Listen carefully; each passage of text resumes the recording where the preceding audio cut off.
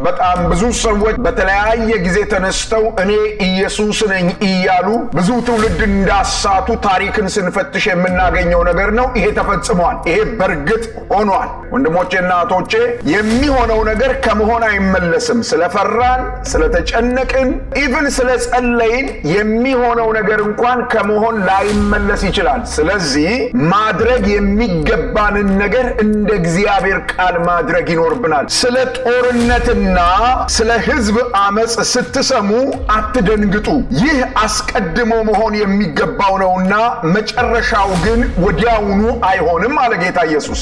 አንድ አገርና አንድ አገር የሚዋጉት ጦርነት አይደለም። ይሄ ጦርነት ለምሳሌ የኢራቅና የአሜሪካን አገር ጦርነት ማለት አይደለም። ይሄ ጦርነት ምድር ሁሉ የተሳተፈችበት ወይም ምድር ሁሉ የምትሳተፍበት ጦርነት ነው። ምድር አቀፍ ጦርነት ነው። እንዲህ አይነት ጦርነት በምድር ላይ ሆኖ አለ ያለ እንደሆነ ቢያንስ 2 ጦርነቶች አሉ። ሶስተኛው እየተጠበቀ ነው ያለው። የመጀመሪያው የዓለም ጦርነትና ሁለተኛው የዓለም ጦርነት ሆኗል። ሶስተኛው እየተጠበቀ ነው ያለው። ህዝብ በህዝብ ላይ፣ መንግስት በመንግስት ላይ በተለያየ ጊዜ ይነሳል። ብዙ መንግስታት በውጥረት ውስጥ ነው ያሉት። አንደኛው መንግስት ከአንዱ ጋር ተፋጦ ነው ያለው። ይሄም እየተፈጸመ ነው ያለው። ከዚህ ጋር ተያይዞ ተመልከቱ፣ ጌታ የተናገረው ቃል እነዚህ የነገርኳችሁ ነገሮች ሁሉ እየተፈጸሙ የመጡት ጸሎት እየተጸለየ ነው። ቤተ ክርስቲያን ጸሎት አላቆመችም። እየተጸለየ ያለ እየተለመነ ያለ ነው። እነዚህ ሁሉ ነገሮች እየሆኑ ያሉት ለምን? የተጻፈውን የእግዚአብሔርን ቃል በጸሎታችን ልንሽረው አንችልም። ይፈጸማል። ማድረግ የሚገባንን ነው ማድረግ የሚገባን። ምንድነው ማድረግ ያለብን? በዚሁ በእግዚአብሔር ቃል እናያለን። ስሙኝ ዘመዶቼ፣ እግዚአብሔር በቃሉ ያለንን ነገር ማመን ነው ነፃ የሚያወጣን፣ የሚያድነን፣ የሚያተርፈን። በውሸት ማጽናናት እንዲሁ አይዟችሁ በሚል በባዶ ተስፋ አይደለም እንድትጽናኑ የምፈልገው። በማያልፈው የእግዚአብሔር ቃል ተስፋ ልባችሁ እንዲደገፍ ነው። ሃሌሉያ። ይሆናል ያለው ደግሞ የኢየሩሳሌም መፍረስ ነው። በመታወቅ ዜና እየሰማን ራሳችንን በማዞር አይደለም የምንተርፈው፣ ጸንተን በመቆም ነው። እኔና እናንተን ከዘላለም ሞት ሊያድን በመስቀል ላይ ራሱን የሰጠው ኢየሱስ ክርስቶስ ስለ ኃጢአታችን የከፈለው ዋጋ 100% የጸና ነው። ምንም እንዳትፈሩ፣ በዚህ እምነት ጸንታችሁ ቁሙ። ይሄው የተጻፈው ነገር ይሆናል። ኢየሩሳሌም በጦር ሰራዊት ተከባ በምታዩ ጊዜ ጥፋቷ መቃረቡን እወቁ። ይሄ ይፈርሳል ያልኳችሁ ቤተ መቅደስ ሊፈርስ ቀኑ እንደቀረበ እወቁ አላቸው። ይሄ ጌታችን ኢየሱስ ክርስቶስ የመጨረሻው ነገር ይሆናል ከማለቱ በፊት ይሆናሉ ያላቸው ነገሮች በሙሉ ሆነዋል። ስለዚህ ማድረግ የሚገባንን ነገር እንደ እግዚአብሔር ቃል ማድረግ ይኖርብናል። በዚህ ነው ልባችሁን ልደግፈውና ላበረታው የምፈልገው።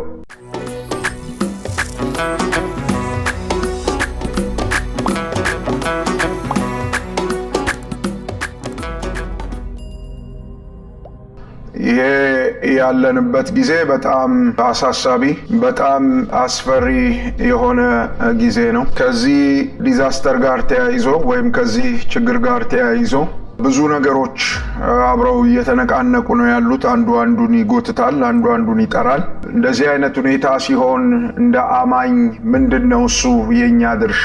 መጽሐፍ ቅዱስ በዚህ ጉዳይ ላይ ምን ያስተምረናል? መጽሐፍ ቅዱስ በዚህ ነገር ምንድነው እሱ የሚለን የሚለውን ነገር በእግዚአብሔር ቃል እናይና ከዛም በኋላ በእግዚአብሔር ፊት እንጸልያለን ማለት ነው። እንደዚሁ በልቤ የሚሞሉ ሐሳቦችን ብቅ እያልኩ ወደ እናንተ ማድረስ ይሆናል። በቀጣይነት ከፊት ለፊታችን ባሉት ሳምንታቶች ውስጥ በእግዚአብሔር ቃል መሰረት መዘጋጀት ማድረግ የሚገባንን ነገር ልናደርግ እንድንችል ማለት ነው። ጌታን እናመሰግናለን። የማካፍላችሁ ቃል ያለው በዚህ በሉቃስ ወንጌል ምዕራፍ 21 ላይ ነው ያለው። ይሄ ሉቃስ ወንጌል ምዕራፍ 21 ጌታችን ኢየሱስ ክርስቶስ በዚህ ምድር የነበረውን አገልግሎት ጨርሶ ወደ መስቀል ሞት እየተጓዘ የነበረበት ጊዜ ነው። ያ ጊዜ ልክ እንደ ዛሬው ሁሉ በምድር ላይ በጣም ከፍተኛ የሆነ ፍርሃት፣ ከፍተኛ የሆነ የሐዘን ጭንቀት በወቅቱ በነበረው ዓለም ላይ በተለይም ደግሞ በመካከለኛው ምስራቅ ያንዣበበበት ጊዜ ነበረ እና ጌታችን ኢየሱስ ክርስቶስ ወደዚህ እየተጠጋ በነበረ ጊዜ ብዙ ሰዎች ግን ይሄንን አያውቁም ነበረ። የብዙ ሰዎች ሐሳብ፣ የብዙ ሰዎች ልብና መንፈስ ኢቭን ጌታ ኢየሱስን የሚከተሉ ሰዎች እንኳን ሳይቀሩ አእምሯቸው የተያዘው፣ ልባቸው የተያዘው በሌላ ጉዳይ ላይ ነበረ። ጌታችን ኢየሱስ ክርስቶስ ወደ ቤተ መቅደስ በተጠጋ ጊዜ አንዲት ሴት ገንዘብ ስትሰጥ አያት እና ስለዛች ሴት ስጦታ ጌታችን ኢየሱስ ክርስቶስ ተደንቆ ለደቀ መዛሙርቱ በነገራቸው ጊዜ እነርሱ ደግሞ ጌታ ኢየሱስ ክርስቶስን ጥያቄ ጠየቁት። የጠየቁት ጥያቄ እንዲህ የሚል ነው። እነዚህን ጥያቄ የጠየቁ ደቀ መዛሙርት መጽሐፍ ቅዱሳችንን ስናጠና ማርቆስ እነማን እንደሆኑ በ13ኛው ምዕራፍ ላይ በግልጽ ጠቅሶልናል። ጴጥሮስ፣ ያዕቆብና ዮሐንስ ናቸው ይህን ጥያቄ የጠየቁት። ሉቃስ ግን እንደዚህ ብሎ ይነግረናል። ከደቀ መዛሙርት አንዳንዶቹ ቤተ መቅደሱ በውብ ድንጋዮችና በስለት ስጦታዎች እንዳማረ ሲነጋገሩ ኢየሱስ እንዲህ አለ፣ ይህ የምታዩት ሁሉ ሳይፈርስ ድንጋይ በድንጋይ ላይ እንደተካበ የማይቀርበት ጊዜ ይመጣል አለ ይላል። እነዚህ ደቀ መዛሙርት በቤተ መቅደሱ ተደንቀው በቤተ መቅደሱ ጉዳይ ተገርመው አንድ ቤተ መቅደሱ የተሰራበትን ድንጋይ ቤተ መቅደሱ የታነጸበትን ጡብ አይተው ተደንቀው በዚያ ተገርመው እየተነጋገሩ ነበረ። እሱ ብቻ አይደለም፣ ስለት ደግሞ ሰዎች አምጥተው ነበረ። በብሉይ ኪዳን እንደምታውቁት ስለት አለ። ያ ስለት የሚመጣው ወደ ቤተ መቅደስ ነው። ስለዚህ እዛ ቤተ መቅደስ ውስጥ መጥቶ ስለትም ደግሞ አለ። ያንን ተመልክተው እነ ጴጥሮስ፣ ያዕቆብና ዮሐንስ ሲነጋገሩ ጌታችን ኢየሱስ ክርስቶስ አንድ ነገር ነገራቸው። ይሄ አሁን እያስደነቃችሁ ያለ ቤተ መቅደስ፣ ይሄ የምትነጋገሩበት ለእናንተ ትልቅ ጉዳይ የሆነው ይሄ የቤተ መቅደስ የስለት ጉዳይ፣ የቤተ መቅደሱ ሕንፃና የሃይማኖት ስርዓት አስደንቋቸው ሲነጋገሩ ጌታችን ኢየሱስ ክርስቶስ እንዲህ ብሎ ነገራቸው። ድንጋይ በድንጋይ ላይ እንደተካበ የማይቀርበት ጊዜ ይመጣል። ምን ማለቱ ነው? ይሄ የምታዩት ቤተ መቅደስ ይፈርሳል። የሆነ ጊዜ አለ። ይሄ የተደነቃችሁበት ቤተ መቅደስ የሚፈርስበት ቀን አለ ብሎ ጌታችን ኢየሱስ ተናገረ። አይሁዳውያንም ሆኑ ደቀ መዛሙርት ለዚህ ለቤተ መቅደስ መፍረስ ቀን እንደተቀጠረ አያውቁም ነበረ። ብዙ ጊዜ እኛ በመንፈሳዊ ዓለም የእግዚአብሔርን ፕሮግራም የእግዚአብሔርን አጀንዳ ስለማናቅ ማያስደንቅ ነገር ያስደንቀናል፣ ማያስጨንቅ ነገር ያስጨንቀናል፣ ማያሳስብ ነገር ያሳስበናል። ዋና ሊሆን የማይገባው ነገር ዋና ይሆናል እና ጌታችን ኢየሱስ ክርስቶስ ይሄ ይሆናል ብሎ ሲነግራቸው ደነገጡ ደቀ መዛሙርቱና እንደ ዋዛ ሰምተውት የሚያልፉት ጉዳይ አልነበረም። የቤተ መቅደሱ ጉዳይ ለነ ጴጥሮስ ቤተ መቅደሱ ይፈርሳል የሚለው ነገር ለነ ጴጥሮስ ዋዛ ነገር አልነበረም። በጣም ሲሪየስ ጉዳይ ስለነበረ ጥያቄ ጠየቁት ጌታችን ኢየሱስ ክርስቶስን። ቁጥር 7 እነርሱም መምህር ሆይ እንግዲህ ይህ ሁሉ የሚሆነው መቼ ነው? ደግሞም ይህ እንደሚሆን ምልክቱ ምንድነው? ብለው ጠየቁት ይላል። ሁለት ቁልፍ ጥያቄ ነው የጠየቁት። ይሄ ቤተ መቅደሱ ይፈርሳል፣ ይሄ ያለው ነገር እንዳለ አይቀጥልም ያልከው መቼ ነው የሚሆነው? ደግሞስ ይሄ ነገር በእርግጥ እንደሚፈጸም ምልክት ምንድነው? እሱ ማስረጃ እንፈልጋለን ብለው ጌታችን ኢየሱስ ክርስቶስን ጠየቁት እና ቁጥር 8 ጀምሮ ጌታችን ኢየሱስ ክርስቶስ ለዚህ ጉዳይ መልስ ሰጠ። ጌታችን ኢየሱስ ክርስቶስ ቁጥር 8 ጀምሮ የሰጠው ምላሽ በወቅቱ ይህንን ጥያቄ ለጠየቁት ለነ ጴጥሮስ ማስጠንቀቂያ ጭምር ነበረ። ሉቃስ ወንጌል ምዕራፍ 21 ነው እየተናገርኩ ያለው። ቁጥር 8 ላይ ነው አሁን የምናገረው። እርሱም እንዲህ ሲል መለሰላቸው፣ እንዳትስቱ ተጠንቀቁ አለ። ወንድሞቼና እህቶቼ በዚህ ጊዜ በጣም ልናስተውል ከሚገባው ነገር መካከል አንዱ እንዳንስት መጠንቀቅ ነው። ጌታችን ኢየሱስ ክርስቶስ ለደቀ መዛሙርቱ እንዳትስቱ አላቸው። ይሄ ቤተ መቅደስ የሚፈርስበት ጊዜ ሲመጣ፣ ይሄ ጊዜ ሲደርስ ምልክቱ የሚያስት ይመጣል አለ ጌታ ኢየሱስ። ለእነዚህ የሚያስቱት ደግሞ ሲያስቱ ምን ብለው እንደሚያስቱ ሁለት ነገር ጌታችን ኢየሱስ ክርስቶስ ተናገረ። አንደኛው የሚያስቱት ሊያስቱ ሲመጡ የሚያነሱት ነገር ምንድነው? እሱ አንደኛ እኔ ክርስቶስ ነኝ ብለው ይመጣሉ። እኔ እርሱ ነኝ፣ መሲሁ ነኝ፣ አዳኙ ነኝ ብለው ይመጣሉ። ሁለተኛው ነገር ደግሞ ጊዜው ቀርቧል፣ የጌታ መምጫ ጊዜው ቀርቧል ብለው ይናገራሉ። እኔ ነኝ መሲሁ ካሉ በኋላ ጊዜው ቀርቧል አትጠራጠሩ እኔው ነኝ ብለው ያስቷችኋል። ስለዚህ ልታደርጉት የሚገባ ነገር አለ። ተጠንቀቁ፣ እንዳትስቱ፣ እነሱን እንዳትከተሏቸው ተጠንቀቁ አለ ጌታ ኢየሱስ። ላተኩርበት ወደምፈልገው ነገር በጣም እየተንደረደርኩ ነው፣ ተከተሉኝ። ይህንን ብሎ ጌታችን ኢየሱስ ክርስቶስ ሌላ ምልክት፣ ሁለተኛ ምልክት ደግሞ ነገራቸው። ይሄ ኢየሱስ ክርስቶስ ወይም መሲሁ እኔ ነኝ ብለው የሚመጡ ሰዎች በዓለማችን ላይ በብዛት ተነስተዋል። በጣም ብዙ ሰዎች በተለያየ ጊዜ ተነስተው እኔ ኢየሱስ ነኝ እያሉ ብዙ ትውልድ እንዳሳቱ ታሪክን ስንፈትሽ የምናገኘው ነገር ነው። ይሄ ተፈጽሟል። ይሄ በእርግጥ ሆኗል። ይሄ ከተፈጸመ፣ ይሄ ደግሞ ከሆነ ሌላኛው ምልክትስ ይፈጸማሉ? ዘመዶቼ፣ ወንድሞቼና እህቶቼ የሚሆነው ነገር ከመሆን አይመለስም። ስለፈራን፣ ስለተጨነቅን፣ ኢቭን ስለጸለይን የሚሆነው ነገር እንኳን ከመሆን ላይመለስ ይችላል። ስለዚህ ማድረግ የሚገባንን ነገር እንደ እግዚአብሔር ቃል ማድረግ ይኖርብናል። በዚህ ነው ልባችሁን ልደግፈውና ላበረታው የምፈልገው። ቁጥር 9 ስለ ጦርነትና ስለ ሕዝብ አመጽ ስትሰሙ አትደንግጡ፣ ይህ አስቀድሞ መሆን የሚገባው ነውና መጨረሻው ግን ወዲያውኑ አይሆንም አለ ጌታ ኢየሱስ። ብዙ የትንቢት ተማሪዎች ስለዚህ ጦርነት ይሰማል። እዚህ ክፍል ላይ ስለተባለው ጦርነት አንድ አገርና አንድ አገር የሚዋጉት ጦርነት አይደለም። ይሄ ጦርነት ለምሳሌ የኢራቅና የአሜሪካን አገር ጦርነት ማለት አይደለም። ይሄ ጦርነት ምድር ሁሉ የተሳተፈችበት ወይም ምድር ሁሉ የምትሳተፍበት ጦርነት ነው። ምድር አቀፍ ጦርነት ነው። እንዲህ አይነት ጦርነት በምድር ላይ ሆኖ አለ ያለ እንደሆነ ቢያንስ ሁለት ጦርነቶች አሉ። ሶስተኛው እየተጠበቀ ነው ያለው። የመጀመሪያው የዓለም ጦርነትና ሁለተኛው የዓለም ጦርነት ሆኗል። ሶስተኛው እየተጠበቀ ነው ያለው። ጌታችን ኢየሱስ ክርስቶስ ስለ ጦርነትና ስለ አመጽ ስትሰሙ አትደንግጡ አለ። መደንገጥ የለባችሁም፣ መረበሽ የለባችሁም። ለምንድነው እሱ መደንገጥ ወይም መረበሽ የማያስፈልገው? መጨረሻው ወዲያው ከጦርነቱ በኋላ ስለማይሆን እውነት ነው። አንደኛው የዓለም ጦርነት ከሆነ ዓመታት ተቆጥረዋል። ሁለተኛው የዓለም ጦርነት ከሆነ ዓመታት ተቆጥረዋል። ጌታችን ኢየሱስ ክርስቶስ እስካሁን አልመጣም። ብዙ ሰዎች ስለ ጌታችን ስለ ኢየሱስ ክርስቶስ መምጣት ዘንግተን ረስተን ነው ያለ ነው። እችን ንግግር በኋላም ስለማነሳት በደንብ ያዟት። ሌላ ምልክት ጌታችን ኢየሱስ ክርስቶስ ሰጠ። ቁጥር 10 ቀጥሎም እንዲህ አላቸው፣ ሕዝብ በሕዝብ ላይ መንግስትም በመንግስት ላይ ይነሳል። ይሄ ነገር በተለያዩ ጊዜያቶች ሆኗል። ሕዝብ በሕዝብ ላይ፣ መንግስት በመንግስት ላይ በተለያዩ ጊዜያቶች ሆኗል። በተለይ ደግሞ በዚህ በአውሮፓውያን የዘመን አቆጣጠር ከ2000 ዓመተ ምህረት ሚላኒየም ከሚሉት አቆጣጠር ከዚህ ከ2000 ዓመተ ምህረት ወደዚህ እንዲህ አይነቱ ነገር በጣም በፍጥነት ሲሆን ተመልክተናል። እየሆነ ነው ያለው። ሕዝብ በሕዝብ ላይ፣ መንግስት በመንግስት ላይ በተለያየ ጊዜ ይነሳል። ብዙ መንግስታት በውጥረት ውስጥ ነው ያሉት። አንደኛው መንግስት ከአንዱ ጋር ተፋጦ ነው ያለው። ይሄም እየተፈጸመ ነው ያለው። ከዚህ ጋር ተያይዞ ተመልከቱ፣ ጌታ የተናገረው ቃል፣ እነዚህ የነገርኳችሁ ነገሮች ሁሉ እየተፈጸሙ የመጡት ጸሎት እየተጸለየ ነው። ቤተ ክርስቲያን ጸሎት አላቆመችም። እየተጸለየ እያለ እየተለመነ እያለ ነው እነዚህ ሁሉ ነገሮች እየሆኑ ያሉት።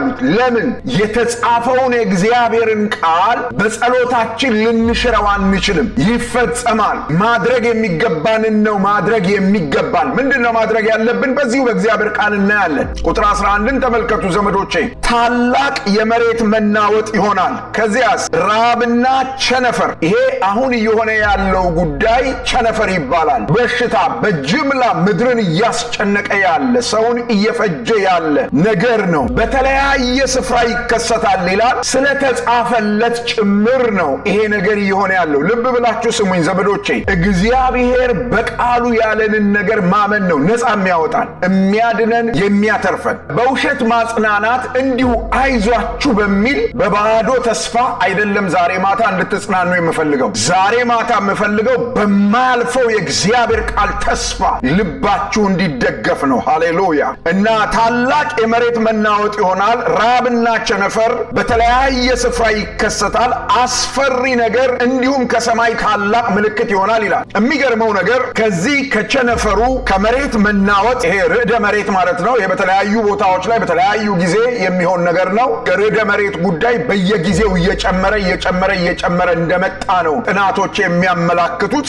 ግን አንድ ነገር እዚህ ጋር ተጠቅሶታ ያላችሁ እንደዚህ ብሎ ይናገራል። ቸነፈር በተለያየ ስፍራ ይከሰታል ካለ በኋላ አስፈሪ ነገር ምንድነው? እሱ ያስፈሪ ነገር በእውነት ይሄ አስፈሪ ነገር ምን እንደሆነ መጽሐፍ ቅዱስ ስለማይናገር ይሄና ያ ነው ብሎ ማስቀመጥ ሊከብድ ይችላል። ግን አንድ ከዚህ በኋላ ኤክስፔክት የሚደረግ ነገር አለ።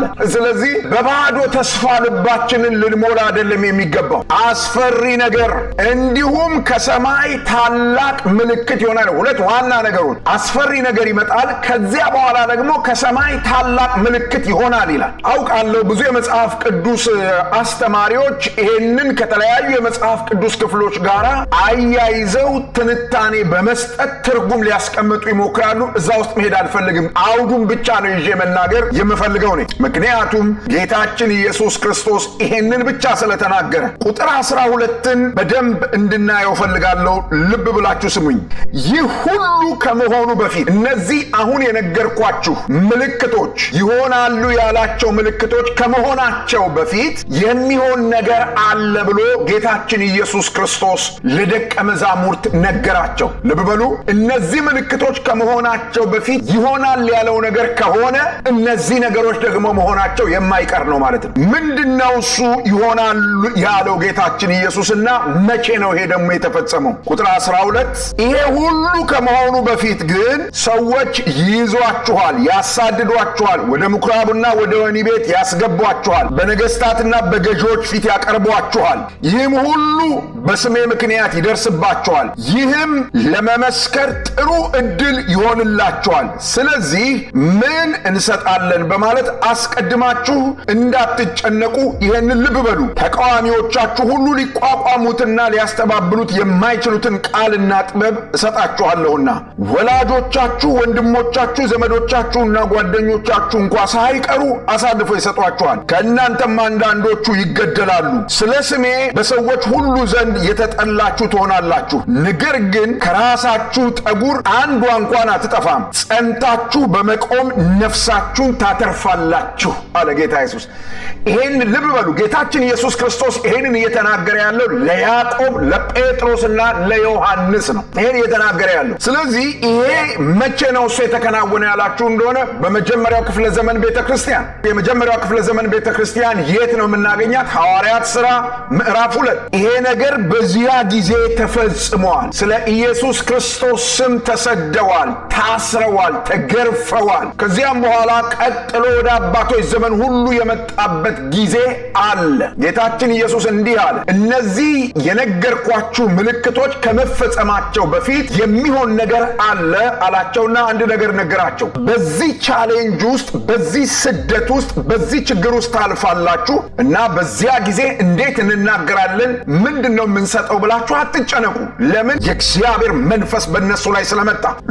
ማርቆስ ይህንን በግልጽ ነግሮናል። የሚናገር የእግዚአብሔር መንፈስ በእናንተ ይናገራል ነው ያለው። በነገስታት ፊት ቆመዋል ሐዋርያቱ። እነ ጳውሎስ፣ እነ ጴጥሮስ፣ እነ ዮሐንስ፣ እነ ያዕቆብ እንደነ ሄሮድስ ባሉ በሮማ ነገስታት ፊት ቆመው ወንጌል ሰብከዋል፣ ለወንጌል ተሟግተዋል። ይሄ በትክክል በገዢዎች ፊት ቀርበው ይሄ ሆኗል። ከዚያ ጀምሮ በምድር ላይ እየሆነ የመጣ ነገር ነው። ሌላኛው ጌታችን ኢየሱስ ክርስቶስ ይሄ የመጨረሻው ቁጥር 10 እና 11 ላይ የተናገረው ነገር ከመሆኑ በፊት ይሆናል ያለው ደግሞ የኢየሩሳሌም መፍረስ ነው። ቁጥር 20 ጀምሮ ስታዩ ኢየሩሳሌም ወደሱ ከመምጣቴ በፊት እነ ጴጥሮስ ወይም እነዚህ የመጀመሪያው ክፍለ ዘመን አማኞች በችግር ውስጥ ሲያልፉ ሊያደርጉት ስለሚገባው ነገር ጌታችን ኢየሱስ ቁጥር 19 ላይ እንደዚህ ብሎ ነገራቸው። ጸንታችሁ በመቆም ነፍሳችሁን ታተርፋላችሁ። የኔ ወንድሞችና እህቶች በመረበሽ በመጨነቅ በመታወቅ ዜና እየሰማን ራሳችንን በማዞር አይደለም የምንተርፈው፣ ጸንተን በመቆም ነው። አንድ ነገር አረጋግጥላችኋለሁ፣ እኔና እናንተን ከዘላለም ከዘላለም ሞት ሊያድን በመስቀል ላይ ራሱን የሰጠው ኢየሱስ ክርስቶስ ስለ ኃጢአታችን የከፈለው ዋጋ 100% የጸና ነው። ምንም እንዳትፈሩ፣ በዚህ እምነት ጸንታችሁ ቁሙ። ይሄው የተጻፈው ነገር ይሆናል። በኢየሱስ ክርስቶስ ያላመኑ ሰዎች ደግሞ ዛሬ ሊያረጉት የሚገባ ነገር አለ። ዓለምን ሁሉ ከኃጢአት ሊያድን ራሱን መስቀል ላይ የሰጠውን የእግዚአብሔር ልጅ ኢየሱስ ክርስቶስን የሕይወታቸው አዳኝና ጌታ አድርገው ቢቀበሉ ልክ እንደኛ በጽናት በዚህ ሁኔታ ውስጥ መቆም ይቻላል። ዘመዶቼ፣ ለሰይጣንና ለመላእክቱ ከተዘጋጀው ከገሃነመ እሳት የእግዚአብሔር ልጅ ኢየሱስ ክርስቶስ ብቻ ያድናል። ሃሌሉያ! ጸንታችሁ ቁሙ። ይሄንን ያመናችሁ ቅዱሳን እውነት ነግራችኋለሁ፣ ሞት ልትፈሩ አይገባም። ለምን ካላችሁ እናንተ ጋር የሚመጣ ሞት የተሸነፈ ሞት ነው። መውጊያውን ኢየሱስ ክርስቶስ ሰብሮታል። ሞት እናንተን መግደል ስለማይችል ወደ መንግሥተ ሰማይ ያደርሳችኋል እንጂ በእናንተ ላይ ስልጣን የለውም። ጸንታችሁ ቁሙ። የተጻፈው ቃል ይፈጸማል። በየትኛውም ሃይማኖት ውስጥ ኑሩ፣ ያለ ኢየሱስ ክርስቶስ ያላችሁ ወገኖቼ መልእክት አለኝ። ይሄው የእግዚአብሔር ቃል ይሄንን ይናገራል። ለሰይጣንና ለመላእክቱ ከተዘጋጀው ከዘላለም እሳት ፍርድ የሚያድነው የእግዚአብሔር ልጅ ኢየሱስ ክርስቶስ ብቻ ነው። ያ አዳኝ አሁን ለፍርድ ሊመለስ ስለሆነ ከመመለሱ በፊት እመኑና ዳኑ። የመዳን ቀን ዛሬ ነው። ዛሬ ኢየሱስ ክርስቶስን የነፍሳችሁ ጌታ አድርጋችሁ ብትቀበሉ የዘላለም ዋስትና ታገኛላችሁ። ኢየሱስ ክርስቶስ ለዘላለም እስከ ለዘላለም ጌታ ነው። ስለዚህ በእርሱ የሚያምን ዛሬ ይድናል። በእርሱ ያመናችሁ ጸንታችሁ ቁሙ። ያመናችሁት ጌታ ሐሳቡን የሚለውጥ ጌታ አይደለም። ስለዚህ ጌታችን ኢየሱስ እንዲህ አላቸው። ወደ ሞት የሚሄዱትን ሰዎች ተገድለዋል፣ ትገደላላችሁ ብሎ ነግሯቸዋል። ልብ በሉ። ይህ ሁሉ ከመሆኑ በፊት ግን ሰዎች ይዟቸዋል፣ ያሳድዷቸዋል፣ ወደ ምኩራብና ወደ ወህኒ ያስገቧቸዋል፣ በነገሥታትና በገዦች ፊት ያቀርቧቸዋል። ይህ ሁሉ በስሜ ምክንያት ይደርስባቸዋል። ይህም ለመመስከር ጥሩ ዕድል ይሆንላቸዋል። ስለዚህ ምን መልስ እንሰጣለን በማለት አስቀድማችሁ እንዳትጨነቁ ይህን በሉ። ተቃዋሚዎቻችሁ ሁሉ ሊቋቋሙትና ሊያስተባብሉት የማይችሉትን ቃልና ጥበብ ሰጣችኋለሁ። ወላጆቻችሁ፣ ወንድሞቻችሁ፣ ዘመዶቻችሁና ጓደኞቻችሁ እንኳ ሳይቀሩ አሳልፈው ይሰጧቸዋል። ከእናንተም አንዳንዶቹ ይገደላሉ። ሃሌሉያ! ከእናንተም አንዳንዶቹ ይገደላሉ። ወደ ሞት እየሄደ ወደ ሞት እንዲሄዱ የሚከተሉትን ሰዎች እውነቱን ነገራቸው። ይሄ ነበር ለነ ጴጥሮስ ድፍረት የሆናቸው። ይሄ ነበር ለነ ጴጥሮስ እምነት የሆናቸው።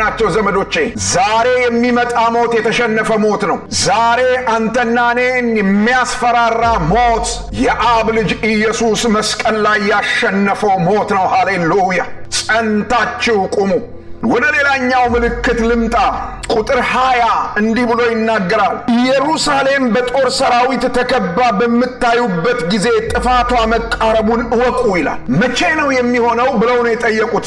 ምልክቱ ምንድነው እሱ ብለው ነው የጠየቁት። እና ጌታችን ኢየሱስ ክርስቶስ ነገራቸው። ኢየሩሳሌም በጦር ሰራዊት ተከባ በምታዩ ጊዜ ጥፋቷ መቃረቡን እወቁ። ይሄ ይፈርሳል ያልኳችሁ ቤተ መቅደስ ሊፈርስ ቀኑ እንደቀረበ እወቁ አላቸው። ይሄ ተፈጽሟል ያላችሁ እንደሆነ አዎ፣ በ70 ዓመተ ምህረት ቲቶ የተባለ አንድ የሮማ ጀነራል መጥቶ ኢየሩሳሌምን ደመሰሳት፣ ቤተ መቅደሱን አፈረሰ። በዚያ ጊዜ አሳማ በመቅደሱ ውስጥ ሰው። ይሄንን ሁኔታ ማርቆስ የጥፋት ርኩሰት በተቀደሰው ቦታ ቆሞ ስታዩ ብሎ በግልጥ ነግሮናል። በቤተ መቅደሱ ውስጥ ሮማውያን አሳማ በመሰዋት አርክሰውታል። እሱ ብቻ አይደለም፣ ቤተ መቅደሱ ፈርሷል። እንደገና በ1840 ተመልሳ ኢየሩሳሌም እንደ መንግስት እስክትቋቋም ድረስ ተበተኑ። ያለ መንግስት ኖሩ። ፈረሱ። ይሄም ተፈጽሟል። ጌታችን ኢየሱስ ክርስቶስ ቅድም የነገርኳችሁ ቁጥር 10 እስከ 11 ይህ ሁሉ ከመሆኑ በፊት ብሎ የተናገረውን ኢየሩሳሌም ፈርሳለች። በ70 ዓመተ ምህረት ቤተ መቅደሱ ፈርሷል፣ ተደምስሷል። ስለዚህ የተጻፈው የእግዚአብሔር ቃል ይፈጸማል ማለት ነው እና ጌታችን ኢየሱስ እንዲህ አላቸው። በዚያ ጊዜ ሊያደርጉ ስለሚገባው ነገር ጌታችን ኢየሱስ ተናገረ እንዲህ ብሎ፣ በዚያ ጊዜ በይሁዳ ያሉ ወደ ተራሮች ይሽሹ፣ በከተማ ያሉት ከዚያ ይውጡ፣ በገጠር ያሉትም ወደ ከተማይቱ አይግቡ። የተጻፈው ሁሉ ይሄን ነው በጣም የምፈልገው ቃል ዘመዶቼ፣ የተጻፈው ሁሉ ይፈጸም ዘንድ ይህ የበቀል ጊዜ ነውና ብሎ የእግዚአብሔር ቃል ይናገራል። የተጻፈው ሁሉ ይፈጸም ዘንድ ይሄ የበቀል ጊዜ ነው አለ። የምን ጊዜ ነው? የበቀል ጊዜ። በእግዚአብሔር ላይ ያመፁ ምድር የተሞላችው ክፋት እግዚአብሔር እሱን የሚቀጣበት ጊዜ ነው። ክርስቲያኖች ስሙ፣ እግዚአብሔር እሱን የሚቀጣበት ጊዜ ነው። ከዚህ ቅጣት ሰው እንዴት ያመልጣል? ንስሐ ሲገባ። ሌላ አማራጭ የለም፣ ሌላ አማራጭ የለም። እና ሊያደርጉ የተገባቸውን ነገር ጌታችን ኢየሱስ ነገራቸው። በዚያ ጊዜ በኢየሩሳሌም መደምሰስ ጊዜ በጣም አስቸጋሪ ሁኔታ የሚገጥማቸውን ሰዎች አነሳ። እነዚህ ሰዎች ነፍሰ ጡሮችና የሚያጠቡ ናቸው። ማለት እመጫቶች፣ ወልደው ይሄ አደጋ በደረሰ ጊዜ ራሳቸውን መርዳት የማይችሉ እመጫት ሆነው በአልጋ ያሉ ሰዎች፣ ለነሱ ወዮላቸው፣ ሊያመልጡ አይችሉም አለ ጌታ ኢየሱስ። እነሱ ሊያመልጡ አይችሉም እና ወደ አሕዛብ ሁሉ ይወሰዳሉ። ኢየሩሳሌምም የአሕዛብ ዘመን እስኪፈጸም ድረስ በአሕዛብ የተረገጠች ትሆናለች አለ ጌታ ኢየሱስ። እና እንደዚህ ሆኗል ወይ? አዎ። እስራኤል በሙሉ ተበትኖ ያለ መንግስት ለዓመታት ኖረው እንደገና በ49 ነው የተመለሱት ዘመዶቼ። ስለዚህ ይሄ ጌታችን ኢየሱስ ክርስቶስ የመጨረሻው ነገር ይሆናል ከማለቱ በፊት ይሆናሉ ያላቸው ነገሮች በሙሉ ሆነዋል። ከዚያ ቀጥሎ የሚመጣ ነገር አለ። ቁጥር 25 ጀምሮ እናንብብ። በፀሐይ በጨረቃና በከዋክብት ላይ ምልክት ይሆናል።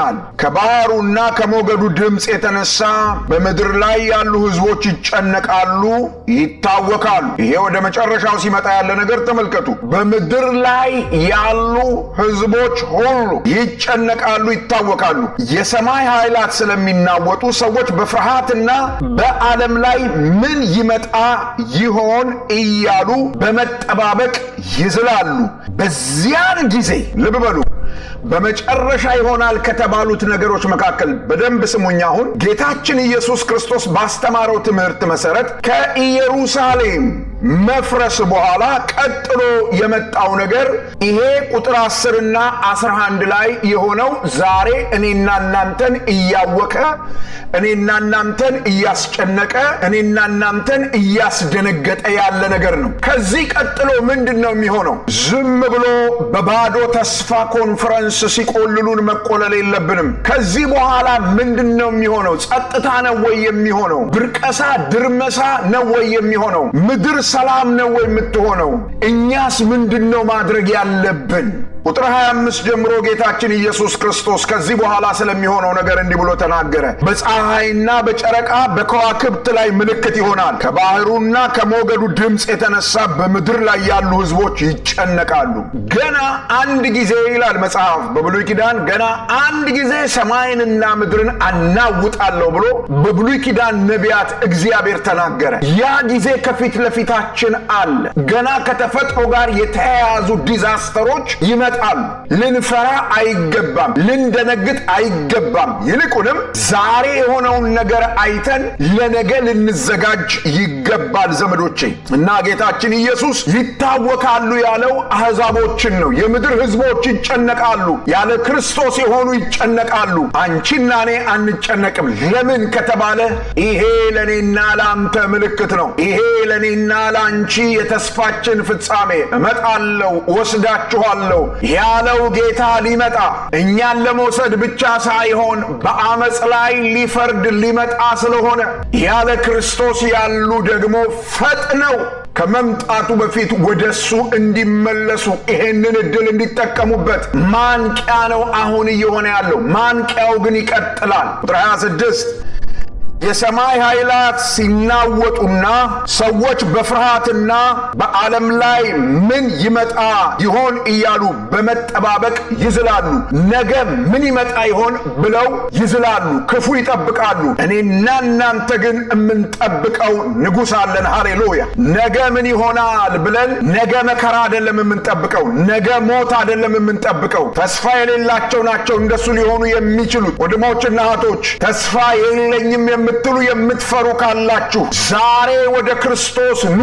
ከዚህ ፍርሃት ነፃ ትወጣላችሁ። ተስፋችሁ ክፉ ነገር መጠበቅ ሳይሆን በክብር የሚመጣውን ጌታ መጠበቅ ይሆንላችኋል። በክርስቶስ ያመንን ሰዎች እንደሌሎች አምላክ እንደሌላቸው ሰዎች ነገ ምን ይሆናል ብለን ጆሮአችንን ወደ ቢቢሲ አይደለም የምናቀናው፣ ጆሮአችንን ወደ ሲኤንኤን አይደለም የምናቀናው፣ ጆሮአችንን ወደሚሰጠው የጋዜጣዊ መግለጫ አይደለም የምናቀናው። ጆሮአችንን ወደ ቅዱስ ቃሉ እናዘነብላለን። ቅዱስ ቃሉ እንደዚህ ይለናል። በዚያን ጊዜ ቁጥር 27 እንዲህ በሚሆን ጊዜ ሰው ነገ ምን ይሆናል ብሎ በጭንቅ በሚተራመስበት በዚያን ጊዜ የሰው ልጅ በኃይልና በታላቅ ክብር በደመና ሲመጣ ያዩታል ይላል። ሃሌሉያ! ይመጣል። እየጠበቁት እያለ ይመጣል። ወንድሞችና እህቶች ሰዎች ክፉ ነገር ብቻ እየጠበቁ ሳለ የእግዚአብሔር ልጅ ኢየሱስ ይመጣል። የሰው ልጅ በታላቅ ክብር በታላቅ ደመና ሲመጣ ያዩታል። ቀጥሎ ቁጥር 28ን በደንብ እንድናሰምርበት እፈልጋለሁ ዘመዶቼ። እንዲህ ይላል እናንተም እነዚህ ነገሮች መፈጸም ሲጀምሩ፣ አሁን እየሆነ ያለው ነገር ርዕስ አድርጌ ያስቀመጥኩት ይህንን ነው። እነዚህ ነገሮች መፈጸም ሲጀምሩ ምን እናርግ? ከዓለም ጋር አብረን እንጨነቅ? እንፍራ? እንጹም? እንደ ሃይማኖተኞች የሆነ አዋጅ እናውጅ? ወይስ ምን እናርግ?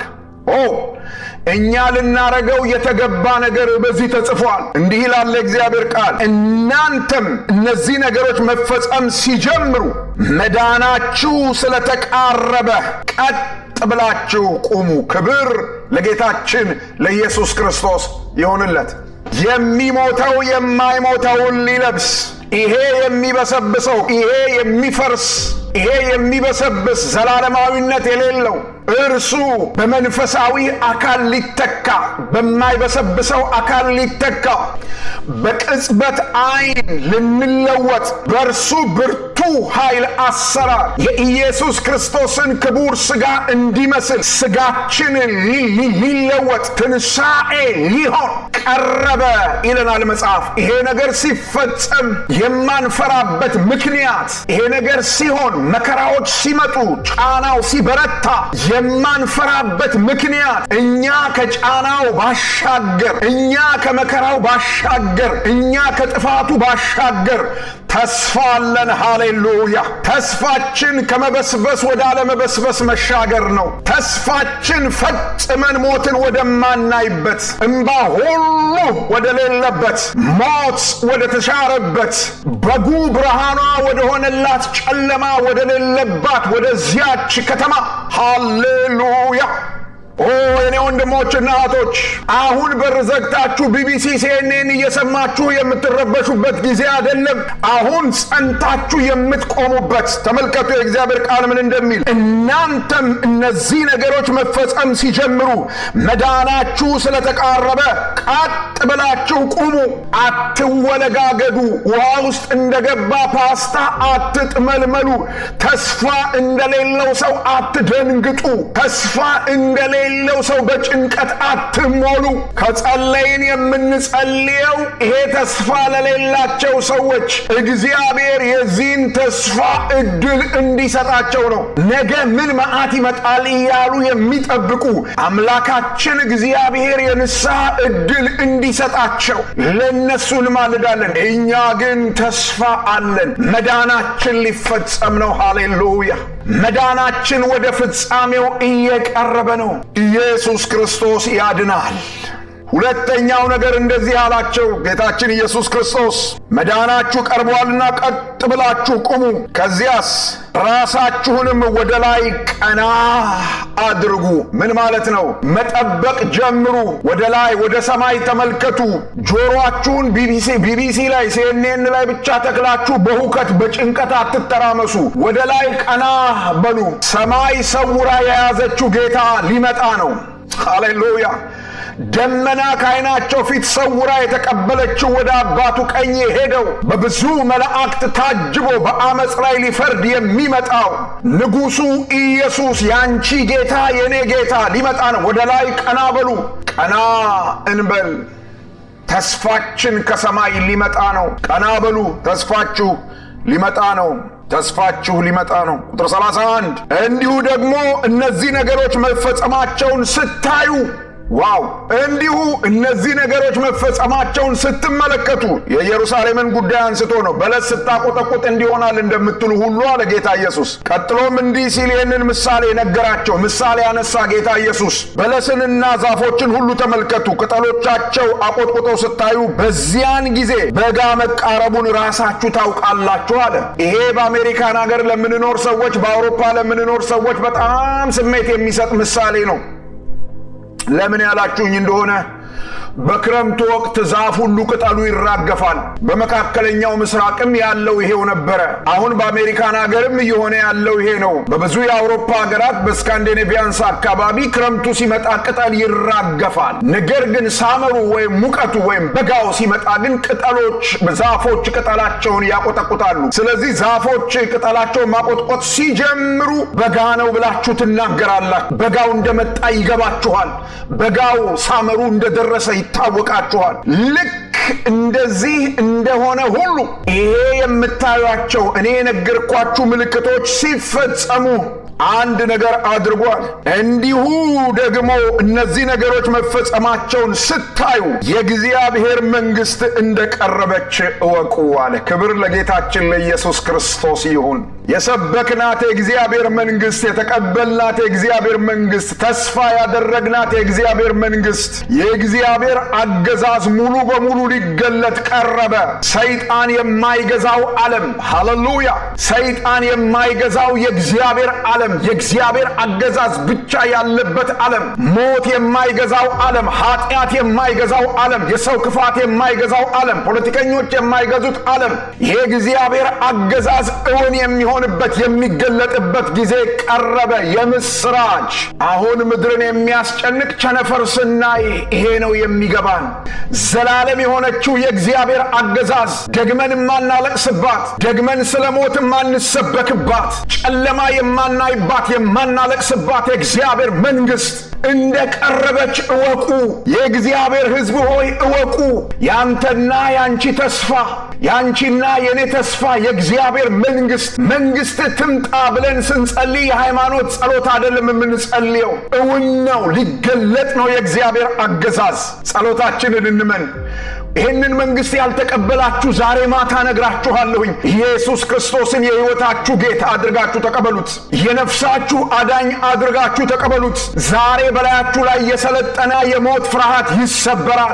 ምክንያቱም ጌታችን ኢየሱስ ክርስቶስ መጽሐፍ እንደሚመሰክር ልጆቹ በሥጋና በደም እንደሚካፈሉ እርሱ ደግሞ በሥጋና በደም ተካፈለ። ለምን? በሞት ላይ ሥልጣን ያለውን ዲያብሎስን በሞቱ እንዲሽር፣ በሞት ፍርሃት የታሰሩትን ነፃ እንዲያወጣ ይላል። ከሞት ፍርሃት ነፃ መውጣት የሚቻለው የእግዚአብሔር ልጅ ኢየሱስ ክርስቶስን በማመን የእግዚአብሔርን መንግሥት በመቀበል ነው። የእግዚአብሔርን መንግሥት ተስፋ በማድረግ ነው። እነዚህ ነገሮች ሲፈጸሙ ስታዩ የእግዚአብሔር መንግሥት ቀርባለች። ሃሌሉያ! መልእክታችን ይሄ ነው። ይሄን ተናግሬ ላብቃ ዘመዶቼ። እውነት እላችኋለሁ ይህ ሁሉ እስኪፈጸም ድረስ ይህ ትውልድ አያልፍም ይላል። እኔ ጌታ ኢየሱስ ክርስቶስን በተቀበልኩበት ዘመን ሰዎች ስለ ጌታችን ስለ ኢየሱስ ክርስቶስ መምጣት፣ ስለ መጨረሻው ዘመን ምልክት ሲናገሩ በእኔ ዕድሜ ይሆናል ብዬ አስቤ አላውቅም ነበር። ጌታችን ኢየሱስ የሚገርም የትንቢት ቃል ተናገረ በዚህ ስፍራ። ይሄ ሁሉ እስኪሆን ድረስ ይሄ ትውልድ አያልፍም አለ። ይገርማል። ያ የጌታችን ኢየሱስ ክርስቶስ ስለ ኢየሩሳሌም የተናገረው ትንቢት ሲፈጸም ያ ትውልድ አላለፈም። ይሄ የመጨረሻው ዘመን ምልክት ደግሞ እስኪፈጸም አሁን ያለ ትውልድ አያልፍም። በዓይናችን እናያለን። ኢየሱስ በደጅ ነው። ምንድነው ማስረጃው ካላችሁ እንዲህ ያለ ቁጥር 33 ጌታ ኢየሱስ ሰማይና ምድር ያልፋሉ፣ ቃሌ ግን አያልፍም። ስለዚህ የተጻፈው የእግዚአብሔር ቃል የማያልፍ ከሆነ እውነቱ ይሄ ከሆነ ምን እናድርግ? ምን እንስራ? ሁለት ቁልፍ ነገሮች ተናግሬ ላብቃ። ቁጥር 34 እስከ ቁጥር 36 የመጀመሪያው እንግዲህ በገደብ የለሽ ሕይወት በመጠጥ ብዛትና ስለ ኑሮ በመጨነቅ ልባችሁ እንዳይዝልና ያ ቀን እንደ ወጥመድ ድንገት እንዳይደርስባችሁ ተጠንቀቁ። ልናደርግ የሚገባው ይህንን ነው፣ መጠንቀቅ። ይሄ ቀን ድንገት ደርሶብን እንዳይዘን። እንዴት ነው እሱ ይሄ ቀን ድንገት ደርሶብን ሊይዘን የሚችለው? ገደብ የለሽ የሕይወት ስርዓት በመኖር ገደብ የለሽ የሕይወት ስርዓት ውስጥ በመግባት በመጠጥ ብዛት፣ በአጭር አማርኛ በዓለማዊነት የሕይወት ስርዓት ውስጥ እንዳሻን በመኖር። ስለዚህ ልናደርግ የሚገባው ነገር ምንድነው ካላችሁ፣ ውጭ በምጓዝበት ጊዜ እንዳሻኝ ስኖር እንዴት ነበርኩ ብለን ራሳችንን በንስሐ የምናዘጋጅበት፣ ሙሽራውን ለመቀበል እግዚአብሔርን መንግስት ለመቀላቀል ያ ቀን እንደ ሌባ እንዳይደርስብን የምንዘጋጅበት ጊዜ ነው። ሕይወታችንን ልክ ካልሆኑ ዓለማዊ ልምምዶች ሁሉ በመንፈስ ቅዱስ ኃይል በእግዚአብሔር ጸጋ የምናጸዳበት ጊዜ እንጂ ኒውስ እየሰማን የምንጨነቅበት ጊዜ አይደለም ዘመዶቼ። ያ ቀን እንደ ወጥመድ መጥቶ እንዳይዘን ምን እናድርግ? በኑሮ መጨነቅ ልባችሁ አይክበድ። ጊዜው እያለቀ ስለሆነ ዘመዶቼ፣ ልንሄድ ስለሆነ ሰርተን ወደማንኖርበት፣ በደሞዝ ወደማንኖርበት፣ በኢንሹራንስ ወደማንኖርበት፣ ነገር ግን የእግዚአብሔርን ሕይወት በሙላት ወደምንኖርበት ልንሄድ ስለሆነ የዘላለምን ሕይወት ረስተን በዚህ ምድር ኑሮ እንድንጨናነቅ ያደረገንን ነገር ከሕይወታችን ልናስወጣ ይገባል። ወንድሞችና እህቶች፣ በደሞዝ በክሬዲት ጋርድ ወደማንኖርበት ልንሄድ ነው።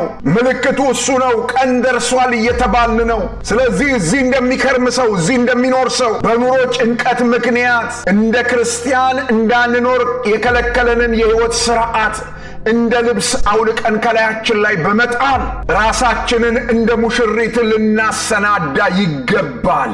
ልናደርገው የሚገባ የመጀመሪያው ነገር ይሄ ነው። ቁጥር 36 እንደዚህ ይላል፣ ከሚመጣው ሁሉ እንድታመልጡና በሰው ልጅ ፊት መቆም እንድትችሉ ሁል ጊዜ ተግታችሁ ጸልዩ።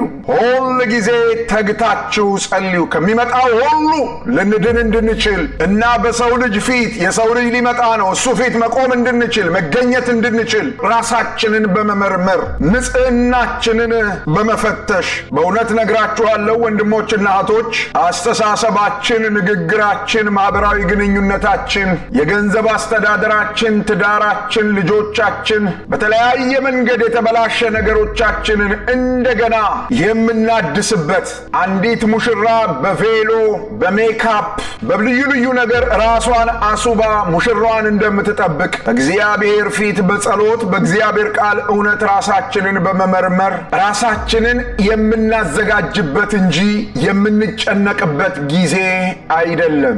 ለምንድነው ራሳችንን የምናዘጋጀው ያላችሁ እንደሆነ ሙሽራው ሊመጣ ስለሆነ ሳንዘጋጅ ተዝረክርከን ያ ቀን እንዳይደርስብን፣ ያዳነን ጌታ ተዘጋጅተን እንዲያገኘን፣ ያዳነን ጌታ ሊወስደን ሲመጣ ሬዲ ሆነን እንድንገኝ ዘመዶቼ ልናደርገው የሚገባ ይሄ ነው። ይህንን ማድረግ እንድንችል እግዚአብሔር በሰማነው ቃል ልክ ጸጋንና መንፈሱን ይስጠን። ክብር ለጌታ ለኢየሱስ ይሁን። እነዚህ ሁሉ ሲሆኑ፣ እነዚህ ሁሉ ሲፈጸሙ ስታዩ፣ እነዚህ ነገሮች መፈጸም ሲጀመሩ ስታዩ፣ አሁን ያልኳችሁን ነገሮች በማድረግ ልባችንን እናበርታ። እግዚአብሔር ለዘላለም የተባረከ ይሁን።